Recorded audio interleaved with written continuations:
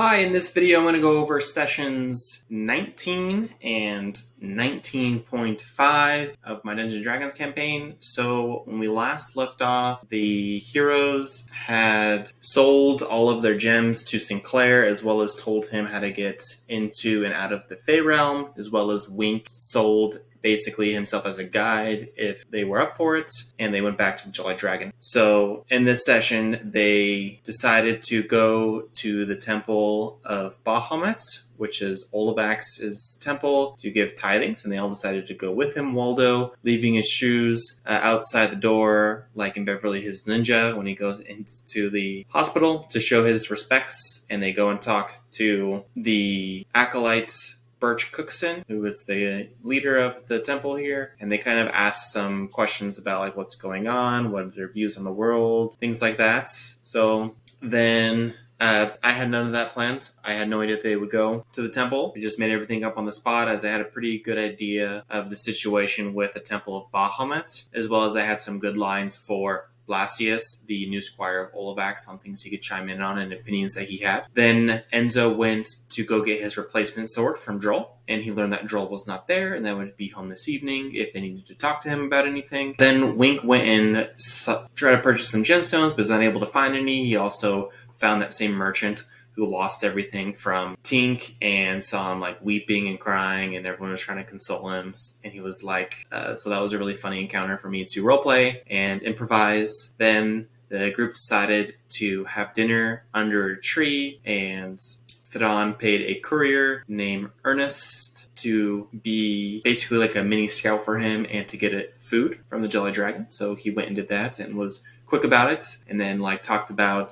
everything he knew, and he wanted him to be like a very upbeat and like person who's really wanting to learn and grow. So that was really fun for me to roleplay that NPC. Then they decided to infiltrate House Papaleo. I did not think they would go back to House Papaleo, as they had already investigated once to kind of get the lay of the land and didn't really find anything of interest other than these 3 different magical rooms. There was a study on the bottom floor, a study on the top floor, and the master bedroom, all that had magical locks and magical items within. So when they went back, they really didn't have a solid plan as to what they wanted to do. Basically, the plan was Waldo turn into a spider and go into this room, and we will basically stay watch. And Blasius was like, this is dishonorable, we should not be stealing or scouting, this is not our job to do these things, like we need to judge people based on the fruits of what they have done. And Olabax was like, you know what, you're partially right, let's just go ask him straight up. And it was already nightfall when they had walked up, like the sun had just gone down,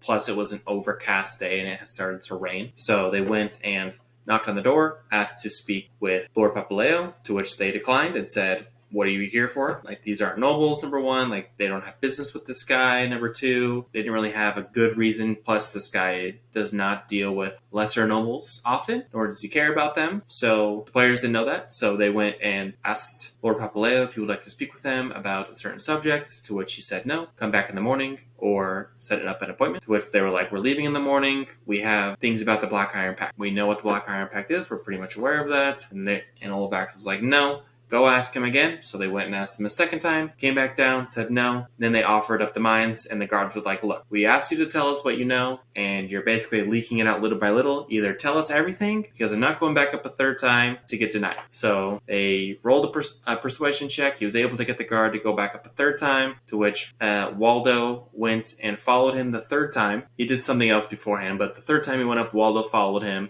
as a spider. And he heard him say, you know, I already know all of this. I've talked to Droll and Sinclair already. And then he went back down. Before that, third try, though, Waldo went into the bottom study, and he was looking around for a desk, which I totally missed. The first time he infiltrated, we kind of got jumbled up because the map that I used had 2 stories. So it was a picture of the house and then a picture of the house, which looked identical at first glance. Only upon like further inspection would you notice that there were 2 different floors. I was sharing my screen during both sessions so he could see exactly what I was seeing, but I guess there was a disconnect from the image, or he couldn't make it out. I did mention twice that there was no desk in here, and I did describe the room twice, once to him and once to Wink, but he missed it. So he looked around, didn't find any hidden doors. He did see magical books, but he didn't want to, so he went out of his spider form and like investigate it thoroughly. Waldo cannot read at the moment, so he wasn't able to find anything of interest. So he turned back into a spider, and that's when he went upstairs into the study, and that's where he found Lord Papaleo. So he went inside, and he was just drinking wine and just looking at the fire, kind of just like winding down for the day, having finished his work already. And he looked for magical things, and he saw some objects spread around the room. I didn't describe the room very well, which was my fault. I didn't describe the mood of Lord Papaleo, again, which was my fault, which would have really helped insight or like the mood of the guards or the servants. I missed a lot of detail just because I just wasn't really prepared. I didn't have those things written down. I usually have, descriptions and things that I can at least improv with, and I just did not have any of that prepped. I think it was, number one, me not thinking I would need it, and number two, I didn't think they would go back here, so I didn't prep this information. So he inspected the study as a spider and didn't find anything, but at least he knows where the magical items are in here and that there is a desk. He then went into the master bedroom. Same thing, there's just a magical chest and a magical sword, and he left. And everyone felt defeated at the end of the session, like, okay, we tried all of these different things, nothing worked. We just basically wasted all of this time. It was like an hour and a half. Even though like up to that point, the session was really fun. I felt like there was a lot of interaction with all the players, but that poor descripting on my end and them not being successful, like put a dampen on the rest, on like the aftermath. And I was feeling like really discouraged. I do put a lot of effort in like coming up with characters and all of these different places, getting maps ready, getting all their 6 character tokens, like looking at their character sheets, and basically every 2 weeks or so, as well as like I'm trying to plan LaBelle, which is where I thought they would go. That's where Jawbreaker Govok is. That's where Luna is, which is Enzo's girlfriend. That's where all of the magic items that they want to purchase with all this gold. Like, there's a bunch of magical and cool places to do there. Like, I've been prepping all these NPCs. I have to make stores because I have no idea where they're going to go. And that takes a lot of time for me to do because I have that all prepped. So when they go, it feels like a really fleshed out world, like, immediately. But since they're kind of going on this side track, I just have felt off my game, and I need written down descriptions when I'm doing things to make everything feel rich, and when I don't have those, I think I suffer. As well as the map was pretty well made. Like, there was lots of cool items in there, and I was kind of relying on that a little too much. Like, I never described the walls or anything like that, which I think was a big miss, like showing how rich this person was. So I was feeling really discouraged. We talked about it after the session. I know there was a lot of things I could have done better, as well as like clarifying, like asking clarifying questions, like, this is what you're doing. I just want to like say this plainly, like, are you sure this is going to work? Or like giving them better hints into things. I just really failed,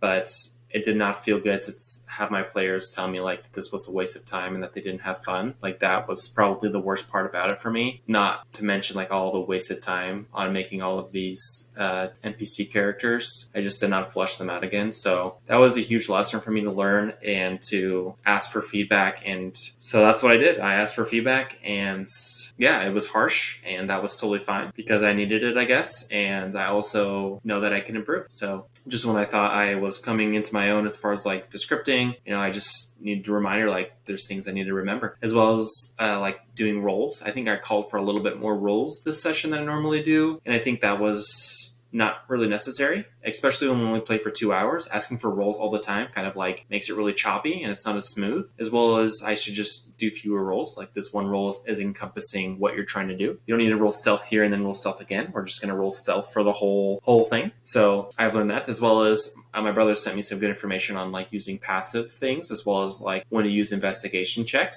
So I really appreciated that, as he's been a great rules person for me in my campaign. As well as at the end of the session, something that I did differently was I used OneNote for all of my note taking, and then I use Zoom on my laptop. And those two applications running at the same time make my computer run really slow. So if I pull up Roll20 on my same laptop, it just takes forever to load things. And it makes what I'm able to do a lot more clunky, and I have to rely on memory when that is not the best thing to do when I'm running combat or things like that. So I started using another laptop just for Roll20, so I can just scroll on Roll20, because I don't really have to do a whole ton on Roll20, but it's good for me to have it up so I can see what their characters are doing. And that made my computer run a little bit faster, and I'm going to start doing that moving forward. It was great. So moving on to session 19.5, I talked with my cousin who plays Enzo because they made up a plan, but again, most of them did absolutely nothing because there was nothing to do. Enzo was one of them. Like, they didn't give him he wasn't standing by. He wasn't given an assignment, even though he asked. And Waldo was feeling really bad about the session since he's the one doing all the infiltrating, and he spent a lot of time in that bottom stairs study. And he was like, I wasted everything down there when I was looking for the desk, and I told you that, but you didn't catch that. So, and then Thadon, who is the Bugbear Rogue, who is the other person who is really wanting to steal from Papaleo and has a good intuition about, like, he's probably a bad guy. We just need to dig deeper since he's, like, super anal about how he does business. So we did a 19.5 session with just those three characters of basically Waldo and Thadon going back into the manor and going through the office only, and then going back out while Enzo stayed out for watch. Now, a big miss that I did was Enzo asked to scout the area, and I had the map up, and I was telling people where everything was. I did this multiple times. I said the back of the house, there's the main street. The front of the house, there's the city wall about 40 feet in front. There is no gates. There is a small tree on one side, and everything is cobblestone. There is a large warehouse building on the left side of the building, since we were looking at it from the back, and there is a temple to the right side. There's really nowhere to hide since these buildings are big and kind of out in the open, and it was raining. So Enzo was like, if I want to make a distraction, where should I make it? I had him roll investigation to deduce the best place. I said the back side of the house would be the best place to make it. It's along a main street. If there was a distraction made, it would require the most manpower to kind of settle down the situation. He then decided that he wanted to light a fire on the side of the house if he needed to make a distraction. So there was a wagon on the map, and it said there's a wagon also. So he decided to put like grease and kindling underneath the wagon in case he needed to do that. Then they went back to, before they infiltrated, they went and had a long rest because Wallo needed to exchange out a spell so he could cast Enlarge Reduce on Thadon to make him smaller. So they go back after their 6-hour rest, so it's like 2 or 3 in the morning. They go up, and Thadon uses Mage Hand to place his grappling hook onto the tile roofing so they could climb up, him and Waldo, and they cast Fog Cloud on the ground as like a precaution in case anyone were to round the corners. They would just see the fog. It worked out perfectly because it's raining really hard and it's early morning, so fog is not uncommon to see. So no one would pay it any mind. When they climbed to the top of the roof, Thadon cast the fog or silent image to surround them with like a fog-looking effect, and the middle was just empty so they could just walk along the roof. And they went over to the second chimney, and I described it being like a circular stone about 5 feet tall. On top of that, there's like chicken wire that goes in a cylinder, and then there's like a cone-shaped metal piece that bolts to the wood. Or sorry, not to the wood, to the stone. So then Waldo casts Enlarge Reduce on Thadon. Or sorry, before that, there was smoke coming out, so Waldo cast Druid Craft, which is 30 feet. You don't have to see it or anything to save in the spell. He put out the fire in the study,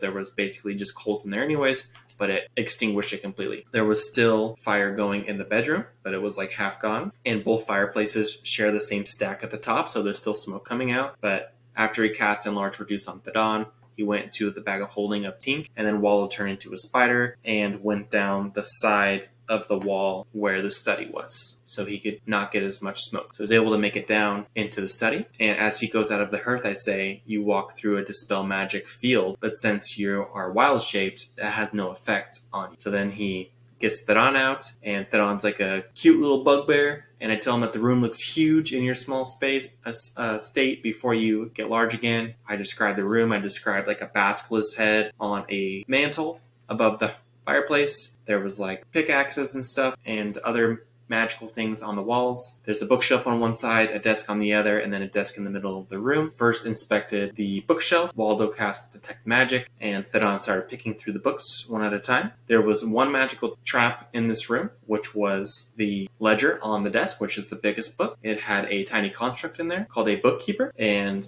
I didn't have it attack them outright, even though they were not the book owner, and the construct knew that. I just did it only if they touched the book, opened the book. So Thadon went through all of these different magical tomes, and he learned like how expensive they are. Some of these are like history books, but they have like the faces of the people in the books, but they're like magical. So they're like Harry Potter where they like move and have movement. Some are like landscapes where it's like moving. So it's like really expensive literature. even though it's not like powerful, it's not holding like hidden secrets or anything. Some of them had like runes and stuff on it, but he wasn't sure what it was since it's like a wizard spell book, and unless you're a wizard, you can't really read that. Then they moved over to the desk and like read all the papers. And they learned like this guy is communicating with a ton of different people. They learned that he's communicating with a bunch of houses in other cities. They found like a payroll. They found like everything you could think of that someone would have, like all of the paperwork, all the blueprints and maps, all of the like shifts of everyone, like all the contracts, all of the correspondence between him and all the nobles and things like that. It was all just scattered all about this room on 2 different desks, which Thon went through just like quickly and kind of learned like, okay, nothing's really pointing to the chain or Ragnar or nothing like that. So lastly, they inspect the desk. The desk had two different magical effects on it. It had a abjuration magically sealed drawer, as well as inside of that drawer there seemed to be like evocation magic, and they didn't know what that was. So they just rolled an Arcana check, and they learned that you don't necessarily have to open like a magically sealed lock. Does not shield the whole thing. It just shields the lock itself. So Thadon cast the silence spell, and he took a crowbar and Waldo's little light hammer, and he knocked a hole in the wood, and then he used the crowbar to like pry it open from the inside. And inside the drawer, there was actually 2 drawers. The top one had a bunch of huge gems, like a ruby, emerald, and diamond. And then the second drawer had magical parchment with like contracts on it for all of like his big contracts that he has, and it had a sending stone for each one. However, there was a last paper that had a sending stone but no contract, and it just said like a warning message like, do not use this unless it's for emergencies, don't have any paper trails, things like that. This will be your only warning. And they're like, oh crap, like what is this? And they learned that the evocation was actually a sending stone. And on my other laptop that I have the Roll20 app on, I can then use that, since it has a faster speed, since it's not running a bunch of applications, mainly Zoom. I'm able to Google like the different spells, and I learned that the sending spell is an evocation spell for some reason, but the message spell is transmutation. So sending stones are evocation for some reason. So they deduced that's what it was. I also think during this session I described things way better. I used the investigation check a lot better. I only had them make few checks as they were going. It felt like they were having a lot of fun theorizing as well as like discussing things. So once the silence spell had ended, they like decided what they were going to do. The best part of the session was they found the stone, and Thadon asked Waldo, do you have a stone that looks like this sending stone? Because Waldo collects rocks, and he's been mentioning this basically in every session. He's like, oh yeah, I have a rock like that, and he pulls it out, and they basically swap it. Thadon then forges something similar to what is on the magical paper, even though Thadon's paper is not magical, and he swaps it out. Waldo then says, let's just take everything magical. And Thadon's like, if that's what you want to do, let's do it. So they take all of the magic books. They did not take any of the magic picks or anything like that off the walls. But the last thing they touched was the ledger. And the second you touched the ledger, they saw like this ink like ooze out and like come up almost like a cobra. And it was like a metallic liquid like floating in the air. And it like spat and it like exploded onto his face and did some poison damage. And then the book like furled open like really fast. Think of like the book on Hocus Pocus like opening on its own. And then it like started to fly. And as it was flying around the room, it had like that book dust coming out of the end. And then after 6 seconds, it turned invisible. And they were like, we gotta go. So then Waldo casts Enlarge Reduce, gets in the bag of holding, and then climbs out as a spider after they get out. And they're gonna go down the other side, so onto the master bedroom's balcony, not from the way they came, because the way they came is where Enzo put the fire trap that he was going to do as a distraction. So then they're like, Enzo, we may have triggered something. You're welcome to make it a distraction if you want, but we are out of here. So then Enzo lights the fire, and then he says, and he's standing at the base of a staircase, and at the top there's a door and a window. And he says, I would like to cast Eldritch Blast on the window, and then I would like to make fireworks with Prestidigitation. And I said, are you sure you want to do that? Because you're kind of standing like in a long corridor and there really isn't anywhere for you to go. And he says yes. So he casts the Eldritch Blast, and he breaks the window. And then after 6 seconds, he sees a figure, and they shout, "Intruder!" Like they scream at the top of their lungs, and there's a guard at the front of their house. So Enzo starts to book it. That person sees him and blows on their horn, and it's silent. It's like a magical horn where only people that have this horn can hear it. So everyone basically in this house is alerted that there is an intruder, and he keeps running. However, he's running towards the back wall instead of towards the main street. So I pause and made sure, are you sure you're wanting to run this way and do this? Because Eldritch Blast you can cast from 120 feet. So why wouldn't you just light the fire, run to the 120 feet, and then break the window, and then just keep casting it and chipping off the side of the house until someone notices, instead of being right in the action. I asked twice, are you sure you want to do this? But he's like, yeah. So it was kind of frustrating because he got frustrated, even though I was very clear about what things look like. But then he's wanting to kind of backtrack, but I wouldn't let him because I was very clear with what you were doing and places you could go, as well as I already described, the best place to make a distraction was over here. You're choosing to not do it there. You're going against your intuition, basically. So he ran towards the wall. The person from the house called up to the wall, and the guard is looking down. Then he books it across this warehouse and cuts into an alleyway when she runs up to the guard and is making sure he doesn't double back, and is shouting out to the guards. And I rolled perception checks to make sure, see if the guard could understand what she was saying, but he couldn't.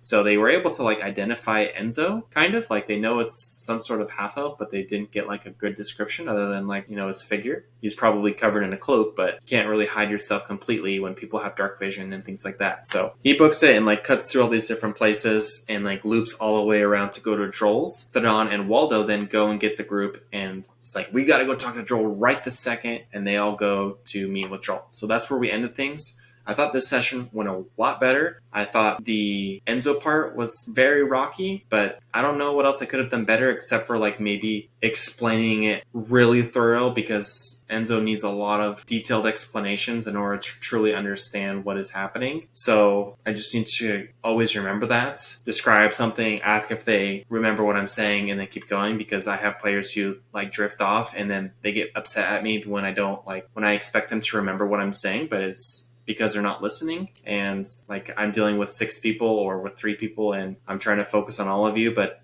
when people are just dozing off, it's not my fault that you're not engaged in certain aspects, especially when it's pertaining to your character and you're asking questions about it, but then you're not listening to my responses. So yeah, so that was kind of frustrating, but I felt like this session was way better than the last one, and it kind of made up for my horrible descriptions once again. But yeah, we'll see what happens with Joel. Waldo mentioned that he still doesn't trust Joel, which honestly freaking baffles me. I don't know what else I could possibly do with Joel to make my players trust him completely. He's been the most upfront, honest person that I've made, other than maybe Listara or Emanuele, which are 2 other characters, the Topaz Dragon and the grandson of Ida. So I don't know. I don't know what I did wrong with Joel. So lesson number 1, sometimes your NPCs want people to be a villain. So maybe I should just play into that. I don't know. But stay tuned for next session. I think next session they're finally going to go to LaBelle. We will see. But thank you for staying along and learning with me as we do this Dungeons and Dragons thing and try to just have fun. I just always need to remember that we're just trying to have fun. If you didn't have fun, I'm so sorry. I do try my best to make it as fun as possible, but I do want things to feel earned sometimes, and I want things to be difficult because the payoff is great. So it's not that I'm picking on my players or just turning them down for no reason. I know that happens sometimes, but that has not been honestly been the case with me. So yeah, we will see you in the next video for session 20. Goodbye.